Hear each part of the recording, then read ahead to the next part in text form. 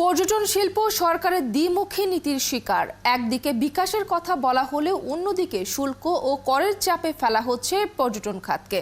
বাজেটে গেলবারের তুলনায় এই খাতে বরাদ্দ কমেছে। খাত সংশ্লিষ্টরা বলছেন, সরকার পর্যটনকে শিল্পের মর্যাদা দিলেও এনবিআর এই খাতে শিল্প সংশ্লিষ্ট কোনো সুবিধা দিচ্ছে না। রিয়া সেজানের প্রতিবেদন।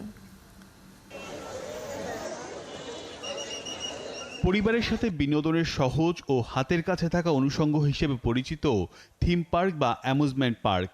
এতদিন এসব পার্কের সেবায় ১০০ টাকায় কর দিতে হতো ৭.৫ টাকা। এবার বাজেটে সেটি দ্বিগুণ, অর্থাৎ ১০০ টাকার সেবার বিনিময়ে দিতে হবে ১১৫ টাকা।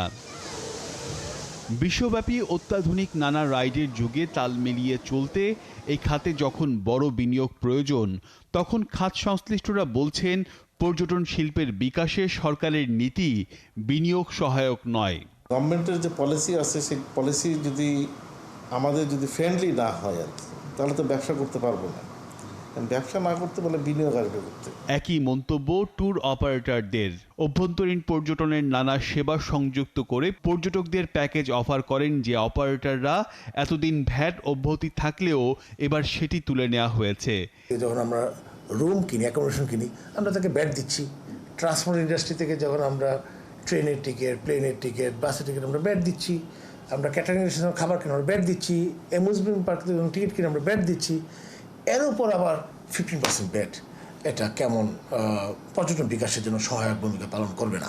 গাছের চারা লাগিয়ে আপনি পানি সার দিয়ে উল্টা কি আরও কীটনাশক দিবেন গাছটা মরার জন্য?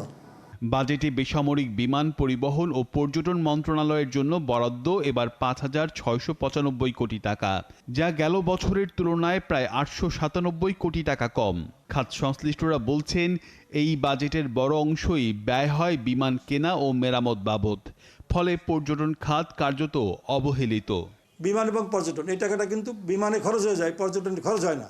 এবার আবার কম দিছে, গত বছর যা ছিল তার চেয়ে কম দিছে। এটাকে বাড়ায় দিতে হবে এবং ট্যুরিজম বোর্ডকে টাকা দিতে হবে, পর্যটন কর্পোরেশন টাকা দিতে হবে। ২০২২ সালে সরকার পর্যটনকে শিল্প হিসেবে স্বীকৃতি দিলেও শিল্প সংশ্লিষ্ট কোনো সুযোগ সুবিধা পায় না এই খাত। সংশ্লিষ্টরা বলছেন, আন্তঃমন্ত্রণালয় সহায়তার অভাবেই খাতটি পিছিয়ে পড়ছে। ট্যুরিজম শিল্পের উন্নয়নের সবচেয়ে বড় বাধা হচ্ছে আন্তঃমন্ত্রণালয় প্রবলেম। এক মন্ত্রণালয়ের সাথে আরেক মন্ত্রণালয়ের ভালো রিলেশন থাকে না। রিয়াজ সেজান, ৭১, ঢাকা।